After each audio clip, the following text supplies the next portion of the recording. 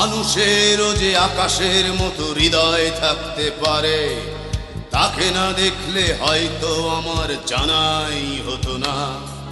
রূপকথারও বাইরে যে এক বিশাল জগৎ আছে, তার কাছে না শুনলে বোধহয় শোনাই হতো না।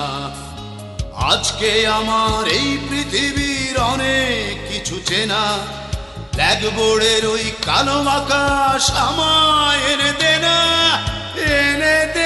বয়সটা সেই 6 কিংবা 7, হয়তো তবে